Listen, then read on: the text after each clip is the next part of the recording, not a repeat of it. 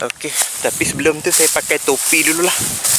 Topi kan mengelakkan daripada dia punya kepala lebih hangit lah. Tapi spek mata pun saya pakai lah. Spek mata pun saya pakai untuk anti silau lah. Tak silau sangat mata, tak pedih mata sangat. Jadi kita boleh tengok lah. Petak ni kering. Ni ya, petak ni kering. Petak ni kering tau. Dia memang kering markah. Saya nak sampai dah dekat mesin padi. Okey, kalau kita tengok kat sini. Okey, dia punya track dia tu track balut. Dia mungkin nak ghostan kot. Dia lekat daripada sana rasanya. Kalau kita tengok tang ni, kubang ni lagi dalam. Dia kubang tu dalam. Ada. Ni kubang ni lagi dalam lah. Dia selut biru kan. Macam selut tanah liat tu. Dia tangkap track. Dia dah pergi depan tu. Jadi dia nak ghostan balik lah. Sebab tu penjuru bendang kan.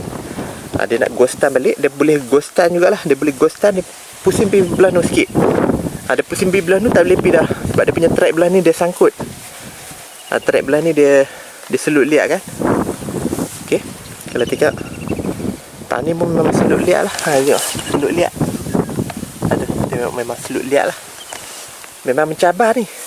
Padi tengok, padi macam nak ranum dah. Tapi boleh lah tangan ni kan. Sebab dia tak, orang tu tak hijau dah. Memang ranum tangan ni okey dah. Tapi jangan ranum sangat. Tapi tangan ni boleh dah. Okey. Okey. Kalau kita tengok tangan ni pun track dah. Ya, track dah. Dia balut selut. Jadi dia tak boleh nak pi. Jadi dia duduk tangan ni lah. Dia dah cuba ghostan daripada sana. Okay, dia dah cuba ghostan daripada sana tu. Dia boleh main ni. Dia boleh pergi ghostan belakang balik. Tapi tak boleh nak pergi jugalah. Okay, padi banyak lagi. Ni tak.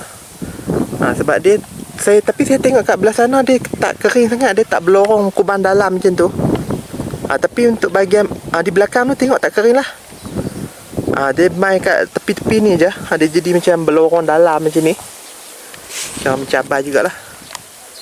Okay, mencabar juga ni.